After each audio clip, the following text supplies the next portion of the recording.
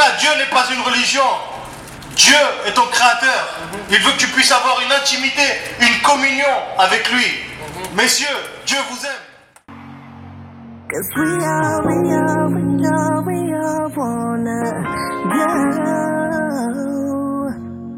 Streets made of gold, streets made of gold.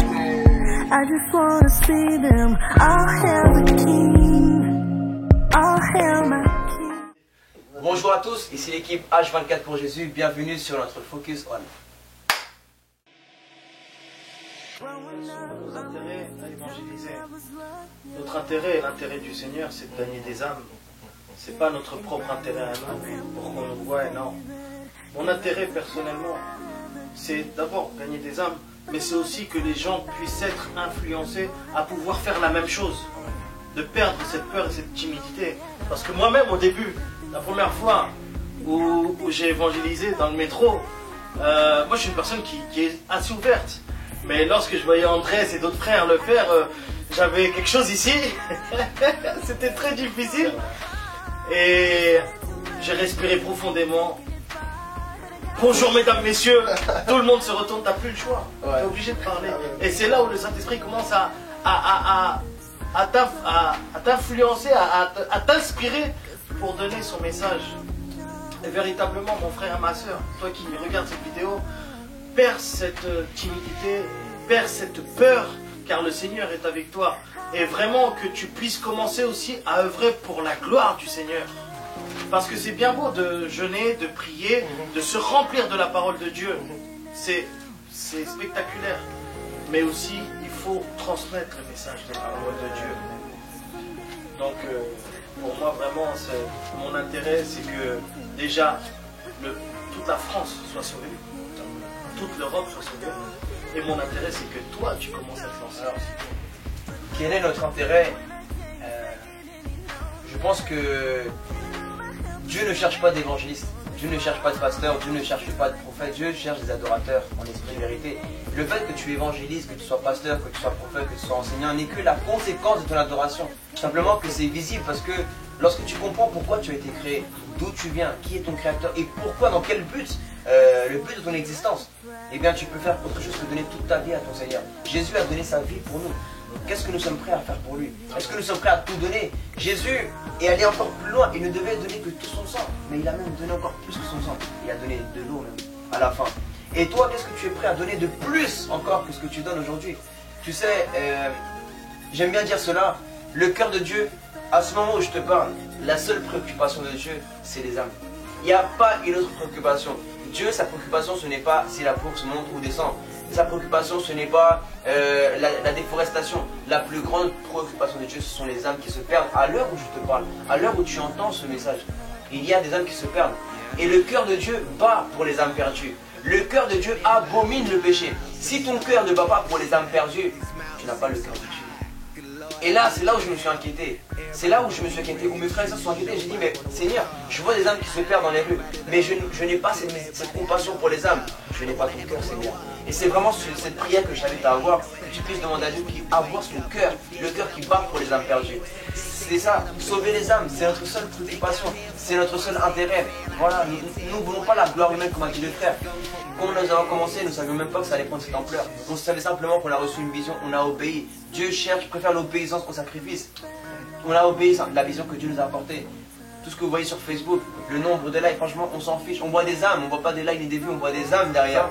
Des âmes qui vont être des disciples, qui vont transmettre. Nous voulons un réveil, nous voulons impacter. Dieu n'a aucun souci à te mettre en avant. Pourquoi? Parce que Dieu, comme a dit Abraham, je rendrai grand ton nom. Même si tu as un nom sur Facebook, gloire à Jésus. Lui, ce qu'il veut, c'est la gloire. La renommée, c'est pour l'homme. La gloire, c'est pour Dieu. Ce que Dieu veut, c'est la gloire.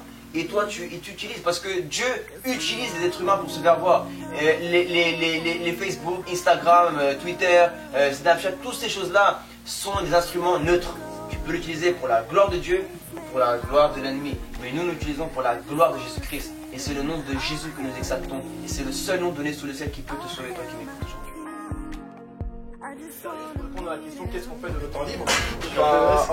On s'occupe de nos familles, on s'occupe aussi on travaille aussi, mais essentiellement il faut savoir qu'un chrétien est comme tout le monde. Un chrétien est exactement comme tout le monde, bien que nous avons la vie surnaturelle qui habite en nous. Frères et sœurs, parfois je joue à la play. Comment dire, le matin je me lève, je finis de prier, je finis d'adorer le Seigneur et je prends un temps pour jouer à la play, tout simplement. Mais bien sûr, la Bible dit que tout m'est permis, mais tout n'est pas utile. Lorsque je joue à la PlayStation, je ne vais pas jouer à des jeux qui me poussent à avoir envie de me battre, de tuer. Je joue par exemple à PES. C'est des jeux de foot en fait, tout simplement. Et c'est des jeux en fait qui me permettent de peut-être m'évader, on va dire 20 minutes, 30 minutes. Après je reviens à la réalité qui est la parole de Dieu. Je ne vais pas jouer à un jeu qui me pousse à tuer des gens, je vois du sang partout, etc. Après, tu es libre de faire ce que tu veux. Mais moi, mon choix, c'est jouer à des jeux qui me permettent de m'évader quelques secondes, mais par la suite, qui ne viendront pas poser en moi des semences démoniaques et qui pourront me pousser à faire des rêves, ou on me poursuit, ou des paralyses du sommeil. Non, loin de là. Mais dans mon temps libre, je m'occupe vraiment à faire d'autres activités. Par exemple, je sais pas, on peut faire de la peinture, lire d'autres... S'occuper, mais se cultiver aussi. Voyons-nous H24 plus tard. Nous le voyons dans tous les métros du monde entier, avec des personnes lancées, inspirées par le Saint-Esprit, qui puissent prêcher tous les jours. Parce que la vision H24, c'est H24, c'est 24 heures sur 24. Et ce serait bien de le voir dans toutes les villes du monde entier.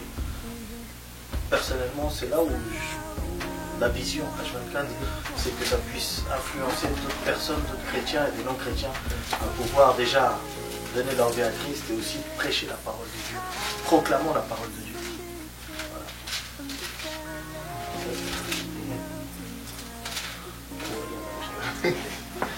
Voilà. Où voyons-nous H24 dans les années qui vont arriver? C'est pas seulement H24 en fait. C'est pas seulement H24, c'est plus la vision de H24. Comme mon frère a dit, c'est ce que nous souhaitons, notre désir le plus cher. C'est que peu importe où tu es, peu importe qui tu es, peu importe ta couleur de peau, toi qui as accepté Jésus comme Seigneur et Sauveur, tu dois te lever et aller annoncer que le royaume des cieux est proche. Tu dois annoncer que Christ est mort, mais qu'il a été aussi et qu'il est ressuscité. La Bible dit en Acte 28, sachez donc que le salut de Dieu a été envoyé aux païens et qu'ils l'écouteront. Donc ils sont prêts à écouter, mais il faut des hommes, des femmes comme toi et comme moi pour aller prêcher l'évangile. Nous, tout ce qu'on souhaite, c'est que l'évangile soit proclamé dans tous les métros, dans toutes les rues, dans les RER, dans les TGV, partout où des personnes sont capables d'entendre. Et s'ils ne sont pas capables d'entendre parce que nous prêchons, il est dit, guérissez les malades. Nous guérirons les malades et ils entendront et ils sauront que Dieu est venu auprès d'eux parce que Dieu les aime. Tout simplement. H24 a de l'avenir avec le Seigneur. Amen. Parce que H24 c'est toi, c'est moi. Amen. Où est-ce que nous voyons H24? Vraiment comme on dit les frères, H24 c'est la vision déjà d'évangéliser tous les jours. Chaque personne par rapport au don qu'il a reçu. Tout à l'heure on parlait d'un truc simple, le dessin. Que tu fasses la danse pour le Seigneur. Que tu montres ce que tes dons, tes talents que tu as reçus, que tu puisses glorifier Jésus. Ne t'arrête pas à un samedi par mois, à une semaine par mois. Tu sais maintenant, c'est devenu tellement normal pour moi d'évangéliser tous les jours que je me dis, des fois je parle avec des frères et sœurs, un samedi par semaine, c'est vrai, je me dis, ah d'accord, un samedi par semaine. Il ne faut jamais critiquer. Mais je me dis, essaye de faire 2, essaye de faire 3 peut-être par un samedi, 4 samedis par mois. Essaye de faire 2 jours par semaine. Essaye d'aller plus loin. Essaye toujours de faire plus. Et c'est vrai, mon but déjà, c'est où est-ce que je vois? Je vois, pour ma part, déjà plus de fois dans la journée, différentes églises, parce que je pense que le futur c'est l'église, le passé, le présent, le futur c'est l'église. L'église, ça c'est un point que je veux vraiment souligner. L'église c'est important. Pour te dire, j'évite de travailler avec des personnes qui n'ont pas d'église. Parce que Dieu m'a révélé et m'a fait comprendre ça avec les Écritures. Au début, j'étais un jeune, moi, l'église, j'étais un peu comme tous les jeunes, quoi. Ah, mais l'église, pourquoi l'église? Toujours l'église c'est nous, l'église, tu vois. Mais j'ai vu vraiment l'ordre que Dieu a placé dans l'église.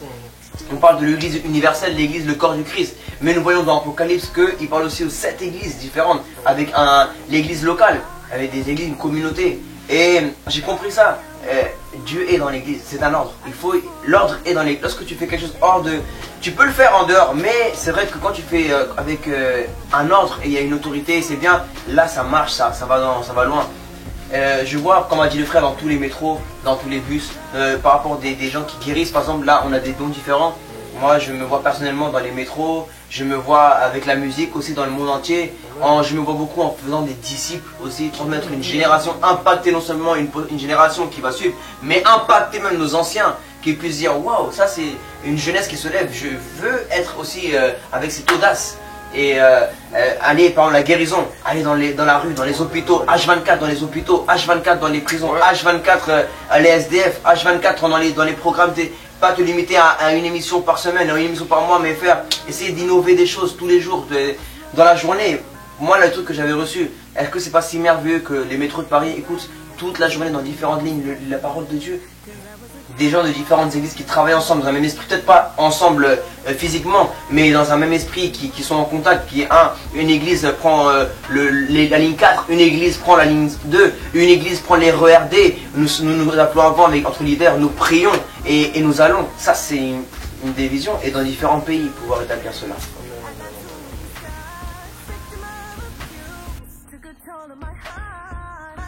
Intégrer pour vraiment, déjà, comme je disais tout à l'heure, déjà qu'il soit né de nouveau, déjà que ce soit quelqu'un qui a une église. Parce que quand en fait on voit la maturité spirituelle par rapport à si la personne assiste déjà à une église, comprend l'obéissance, comprend vraiment qu'une église c'est une famille. Et si elle est fidèle dans son église, elle va être fidèle aussi dans l'œuvre, dans ce que Dieu va lui demander de faire à travers nous. Une personne qui veut l'intégrer simplement qu'elle a un désir pour gagner des âmes, qu'elle veut impacter sa génération, qu'elle veut glorifier Jésus.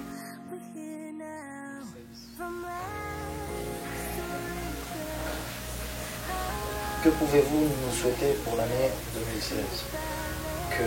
Déjà de prier pour ce groupe, pour cette vision, et surtout pour qu'il y ait des conversions suite au message prêché dans le métro, dans les rues, mais aussi sur Facebook. Que les malades puissent recevoir des guérisons, que les captifs puissent être libérés et que la parole soit proclamée davantage. Qu'est-ce que vous pouvez nous souhaiter pour 2016? Qu'on ait de la santé, de l'inspiration et surtout que Dieu envoie aussi des ouvriers dans cette moisson. Car la moisson est grande, mais il y a peu d'ouvriers et c'est ce que nous avons besoin ici en France.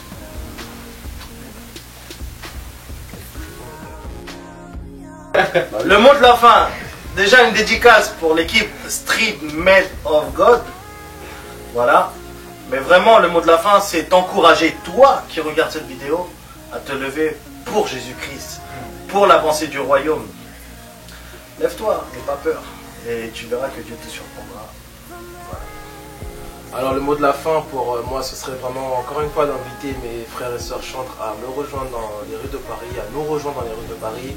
Nous avons besoin que ces mélodies célestes soient comment dire, exprimées au monde en fait, tout simplement. Alors chante de l'éternel, contacte l'équipe H24 ou l'équipe Street Made of God qui font un travail merveilleux. Nous prions vraiment à ce que tous les chantres se lèvent et que nous ayons chanter toutes ces mélodies glorieuses que le Seigneur a déposées en toi, a déposées en moi, a déposées en chacun d'entre nous. Donc j'invite simplement les chantres à nous rejoindre. Je passe un vrai big up et tout mon amour à l'équipe. Tout d'abord, donner toute la gloire à notre Seigneur. Vraiment, si on est là, c'est par sa grâce. On n'aurait jamais imaginé être là, déjà être sauvé tout simplement. Moi j'aime bien dire, j'ai déjà 25 ans, j'ai ouvert mon cœur à Jésus à 19 ans, mais à 19 ans j'ai réussi ma vie. Voilà. J'ai réussi ma vie depuis que j'ai accepté le Seigneur Jésus comme Seigneur et Sauveur. Maintenant le reste c'est des bonus qu'on fait, mais ce que je veux donner la gloire c'est à Jésus. Tout d'abord, je donne la gloire à Jésus, mon Seigneur. Je vais vraiment remercier aussi l'équipe Street Made of God qui nous a invités. Parce que leur seul but aussi c'est de proclamer la bonne nouvelle, c'est d'impacter leur génération. On a les mêmes envies, en fait tout ce qu'on a répondu en fait c'est le même désir, on a la même vision et c'est vraiment apporter la bonne nouvelle avec le don qu'ils ont reçu, le talent qu'ils ont reçu, le transmettre à travers cette émission. Ce que je veux aussi dire c'est la parole de Dieu c'est comme un bébé, ce message que tu as vu c'est comme un enfant, soit tu le gardes, soit tu l'apportes. À toi de voir ce que tu feras avec ce message. Je te conseille de garder et de ramener la vie, déjà pour toi et pour les gens que tu vas pouvoir transmettre ce que tu as reçu. Parce qu'apporter, c'est un péché. C'est un péché. Streets made of gold. Streets made of gold. I just wanna see them all.